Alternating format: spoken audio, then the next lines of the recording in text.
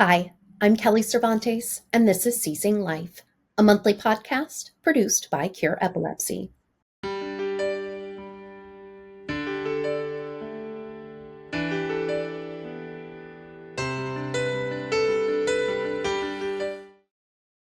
Today on Seizing Life, I'm happy to welcome the Maffie family, Lisa, Bob, and Austin, to the podcast.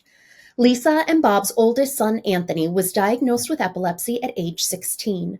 During the next 7 years, Anthony's seizures were mostly well controlled as he continued to compete in athletics, graduate from high school, and pursue a degree in nursing. Despite the infrequency of his seizures, Anthony tragically passed away from SUDEP in 2019. In recent years, the Maffie family have become advocates for SUDEP awareness and research, organizing several fundraisers in honor of Anthony. They are here today to share Anthony's story, provide their insights on SUDEP, and offer advice for those patients who may be at risk and family members who may be concerned about the prospect of losing a loved one to SUDEP.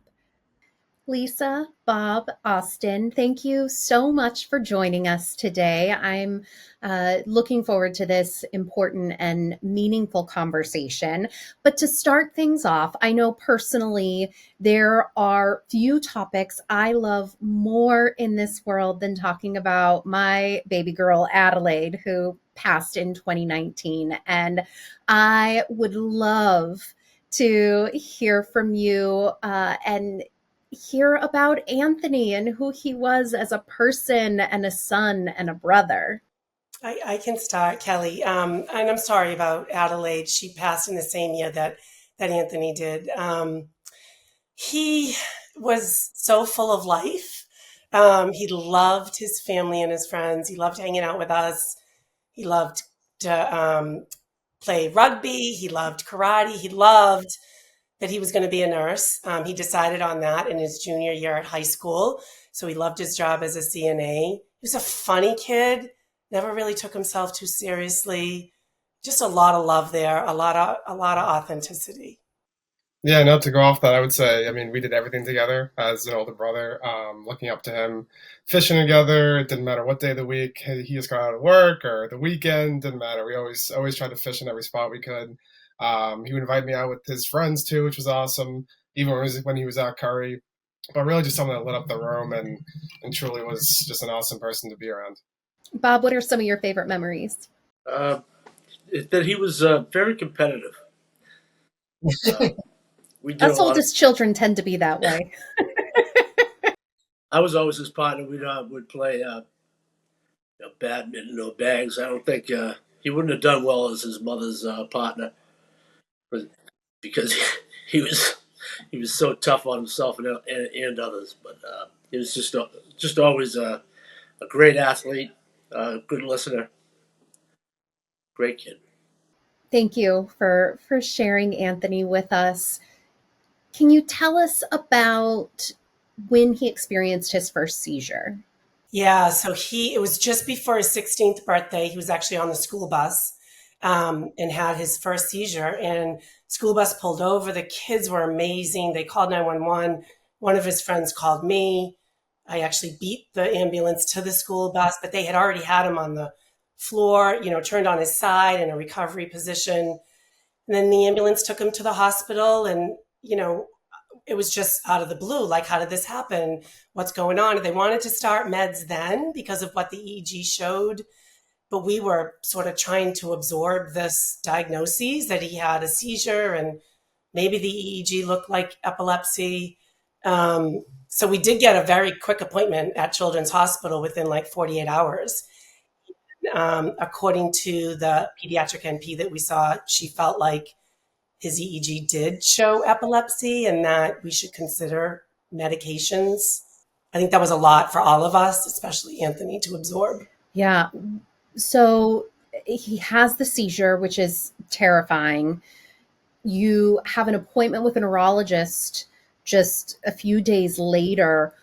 What do they tell you about epilepsy during that appointment? Obviously, you said that they started you on medication, but how was it explained to you and to Anthony? Maybe it was the fogginess of the time, Kelly, but I don't remember a whole lot of information coming at us about epilepsy. I remember the diagnoses, to go home and consider medications, which we did as a family, but I don't remember a whole lot of education. I don't think I got a packet, or of course I went home and Googled epilepsy. And as an adult NP, I was, more trying to figure out, what does this mean for our life? Absolutely. And what did Anthony's seizures look like? I know that he didn't have a lot in his life, but the few that he did have, what did they look like? Austin, I'm going to let you chime in because you unfortunately saw the seizures so much more than we did. Sure. I believe I saw two of them in person. The first one I remember, he was downstairs playing Xbox. I think it was like a Saturday or Sunday morning early. He was on the floor with the controller and the headset right next to him. The game was still playing, but it almost like he was asleep on the floor. Um, he had some bruising, and I went to go wake him up, and he was a little slow to get up. But I immediately put him over to the couch, and maybe I was 12 or 13. So I wasn't 100% sure really what it was. I don't think I really ever was in a lot of the conversations about Anthony having epilepsy, but I kind of realized that this might be he had a seizure. So I actually picked up the headset and talked and see if there was anyone online with him, and his friends were there. And I was like, "How long has he not been here for?" And they were like, "About 30, 45 minutes." So that was about the time he was there. I remember I called my mom downstairs and asked him about it, and I think that's when they realized that was his second seizure, I believe. Yeah, he was 16, so that was the second one. And Yep. then that one I didn't physically see. I don't know if it was the fifth or the sixth one I did see. We were downstairs, actually same spot. I think we were watching a car video, something stupid on YouTube. But all of a sudden he turned to his right and really like raised his right arm, and I was like, Anthony, hello. And he turned his neck and everything, and then like everything snapped back, and he started seizing right in front of me. So were all of his seizures tonic-clonics? Yes. And were you ever able to identify any triggers for his seizures? I know we talked about this before. I really don't think we found like, oh, this was that, but I feel like the majority of them were either at night or early morning. They weren't never really midday. The one that I saw downstairs, I think that was the only midday one. And how would you characterize Anthony's attitude toward his epilepsy? For the most part, I think he kept it. He didn't wear it on his chest, and it wasn't a conversation starter. I think he was very aware of it. I know we'll talk about this later, but driving was a big aspect of it, where he was just getting his permit and his license, and that was a big hiccup in getting that. And it took an extra year or 2 years to get it. But I don't think he looked at it as something negatively, and I think he carried on with his life as if he almost didn't have it. Yeah, I think I'll add to that, in that because he really didn't have side effects from the medication, it wasn't really difficult for him to take the medications. I definitely think there were times that he probably forgot to take them, especially when he had his seventh seizure. But for the most part, because he wasn't, when he took it, he didn't feel a whole lot different. I think that he was like, Mom, you know what? I haven't had a seizure in, whatever, 2 years. He went long periods without him. I'm just going to stay on my meds, because if I want to wean off them, I have to stop driving. And driving was a big thing for him. Yeah.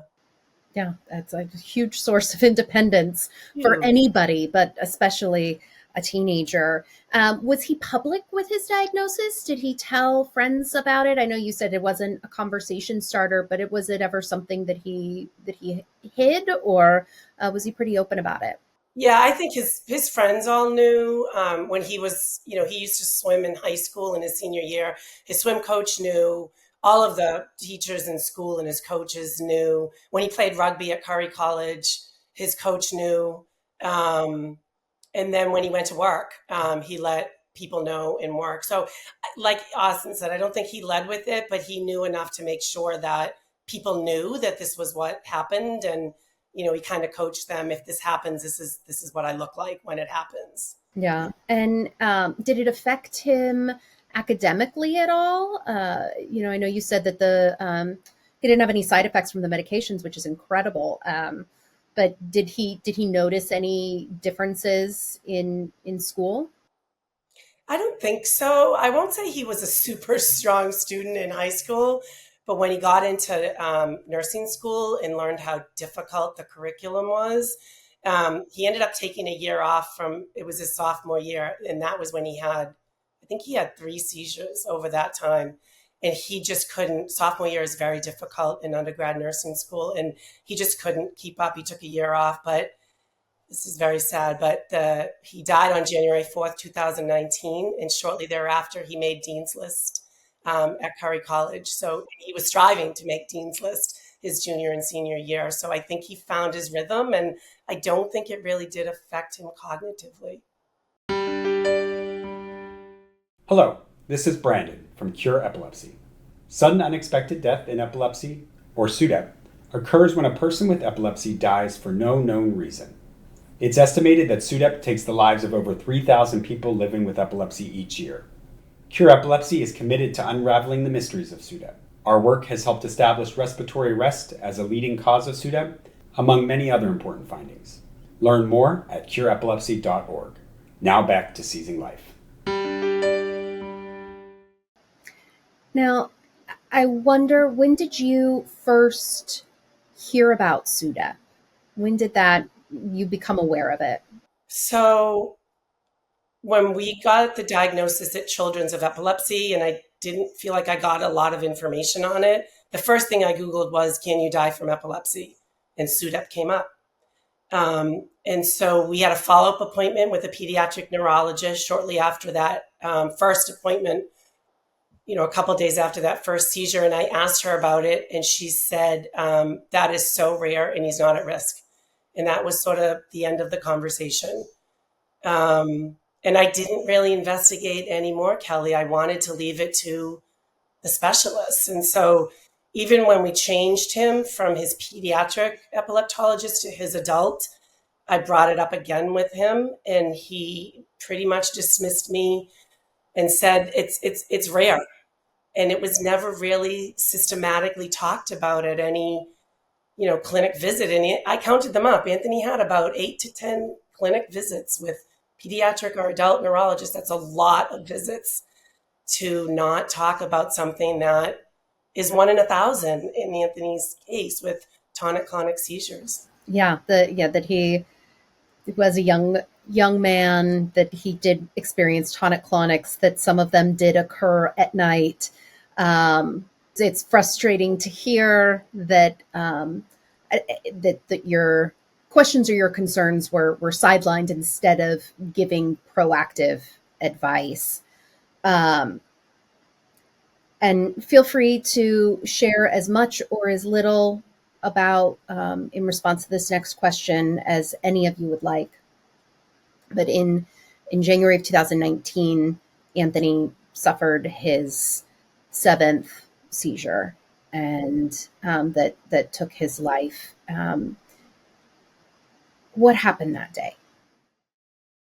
Bobby and I went to work like it was any other day. Actually, I should back up. Anthony was coming off New Year's Eve. Anthony was away with friends on New Year's Eve. He had come home and he worked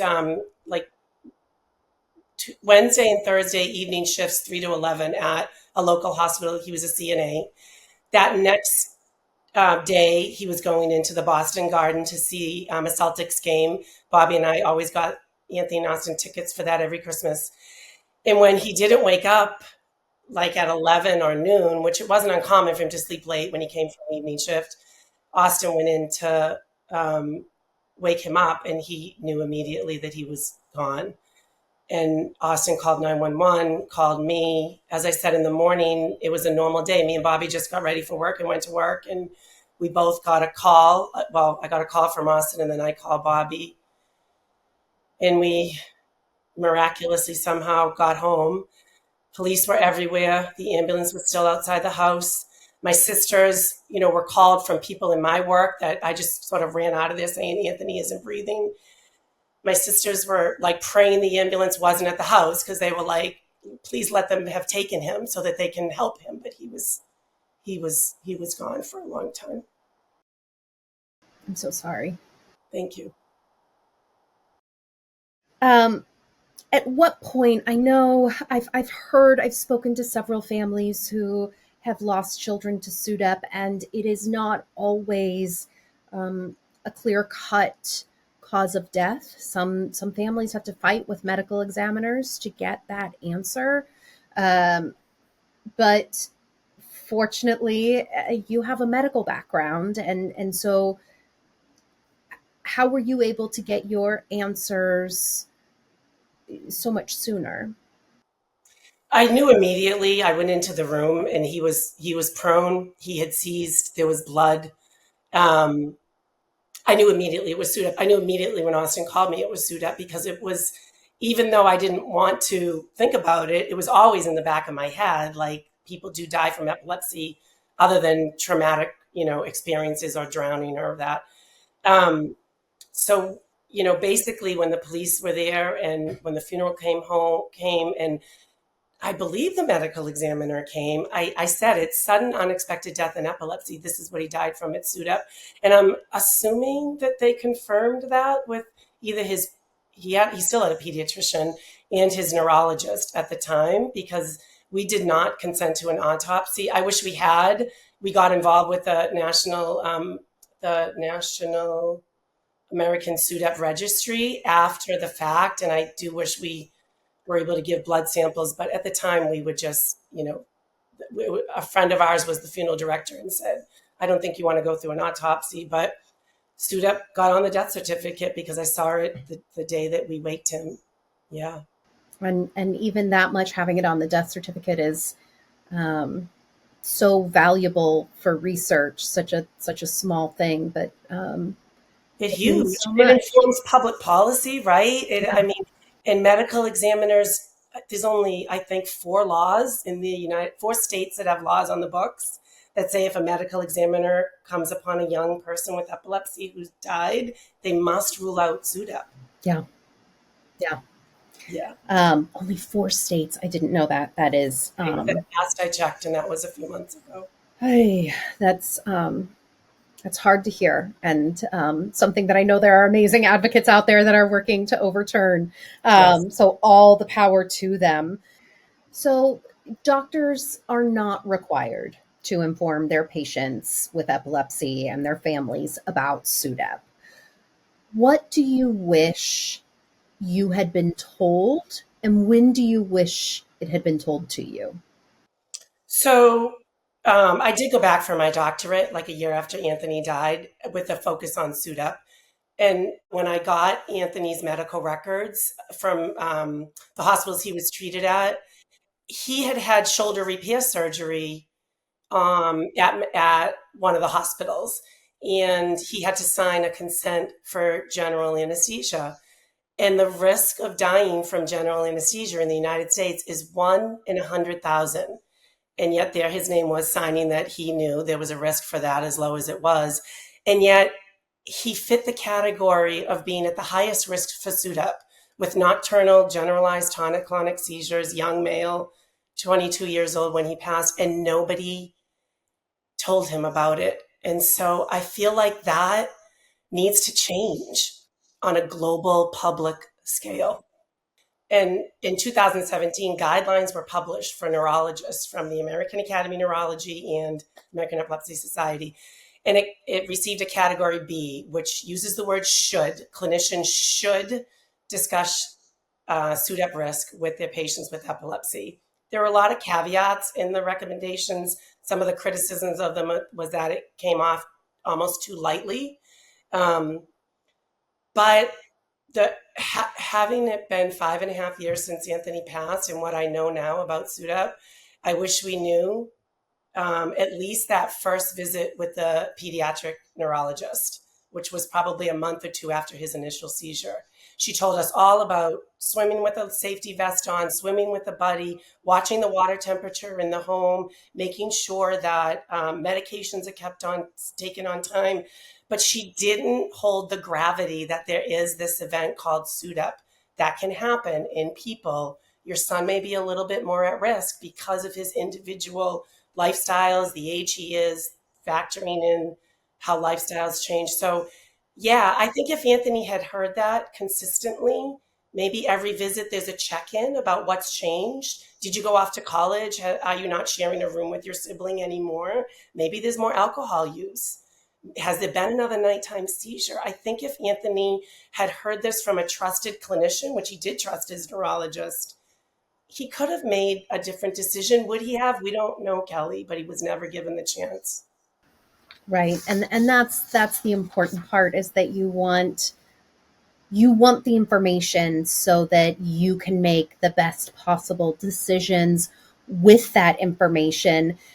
Having written a book on grief myself, having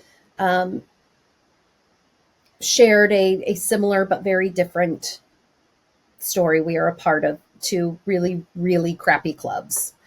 And I wonder for all three of you, I would love for all three of you to please answer this, and just what is it that sort of helped you with your grief? As you mentioned, it's been 5.5 years, which I'm sure feels like a blink of an eye and also an eternity at the same time. But you are here talking with me today. You are advocating, you are fundraising. What has helped you get to this place where you can remember Anthony with joy and not just the pain of that grief, which will always be with you, but with joy too, because it takes a minute for that joy to come back?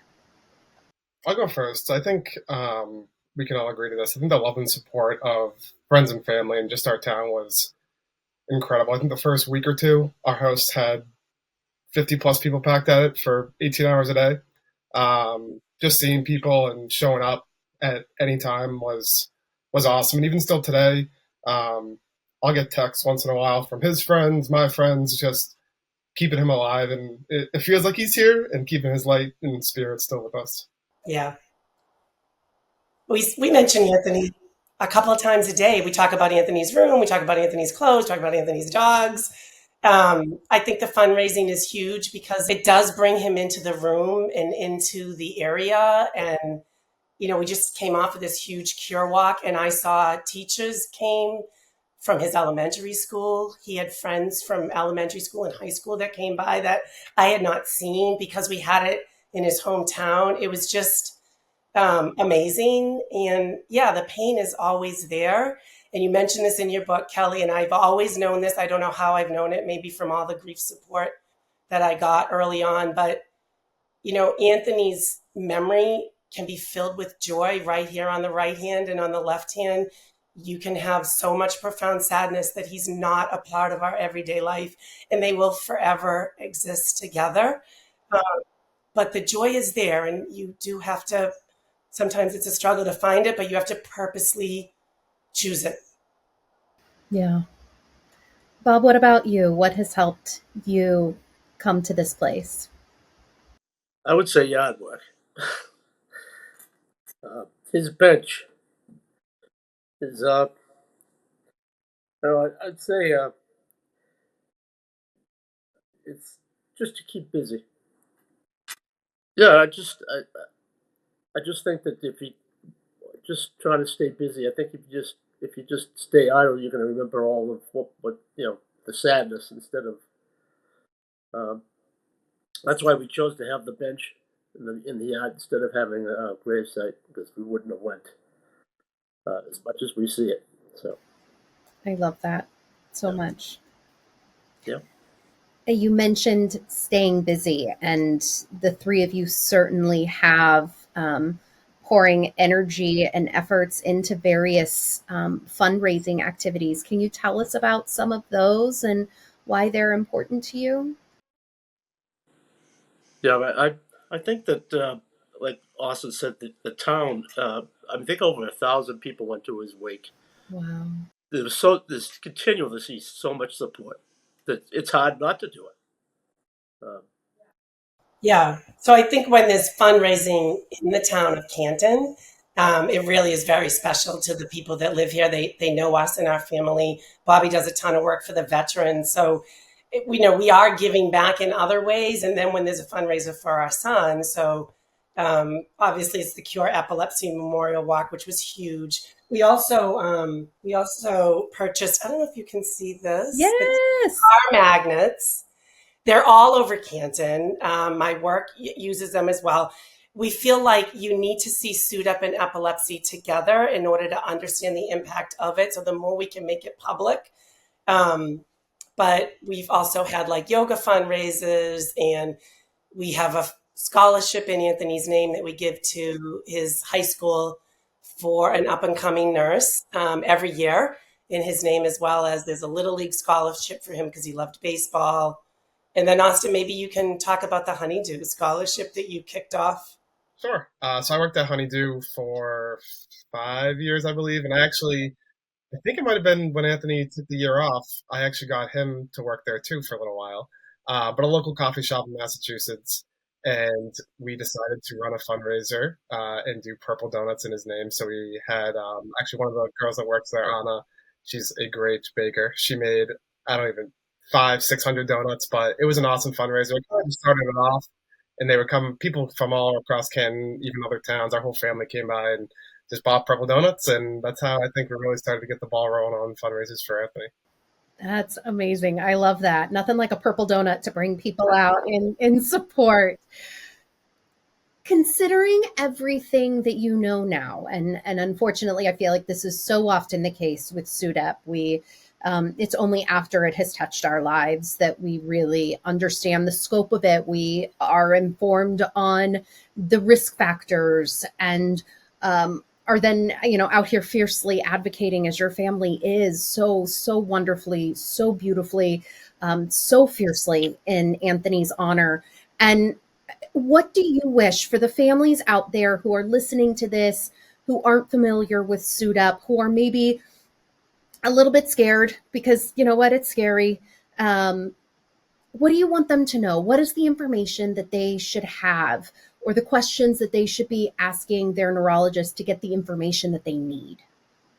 Yeah, that's a great question. I think that an active epilepsy management plan is always very individual per patient, depending on the seizure type, depending on their age, depending on their, readiness for college or readiness to move out on their own. So I think that they should be asking, what is my child's or what is my individual risk for SUDEP? And is there anything that I can do to lower the risk of seizures, which then may also lower the risk of SUDEP? And it's not a one-off conversation. Make sure that conversation keeps coming up because lifestyles change. People work nights, relationships end, and now there's nobody in the home with them. Some type of alarm, nighttime, maybe a smartwatch that alerts another person to the seizure, something that I feel like we need to talk about SUDEP more, not only just with neurologists and patients, but their primary care, the nurses they come into, the social workers who can help to support them on this journey. The more we give it words, we take it out of the shadows and we say, yes, it's a real tragic event, but it's something we need to make sure you're aware of so that you can make some choices. Yeah, because it's the simple changes that might save a life. That if and if and it still happens, then at least it removes those what ifs. It's such a in every situation, it's of course heartbreaking, and I am sending you all so much love and strength. I am so appreciative of you coming on and sharing Anthony with all of us, informing people with this information that they need to know. They need to know the reality of the situation. And so I'm just incredibly grateful. Thank you all.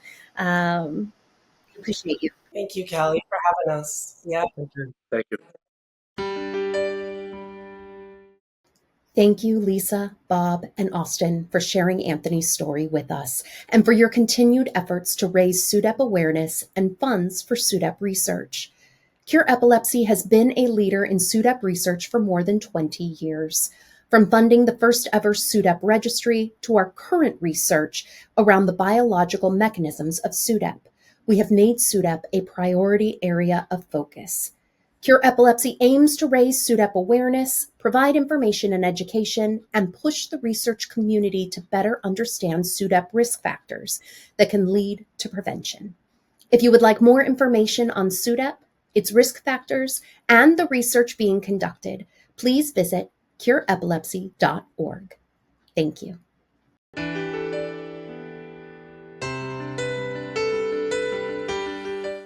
The opinions expressed in this podcast do not necessarily reflect the views of Cure Epilepsy. The information contained herein is provided for general information only and does not offer medical advice or recommendations. Individuals should not rely on this information as a substitute for consultations with qualified healthcare professionals who are familiar with individual medical conditions and needs.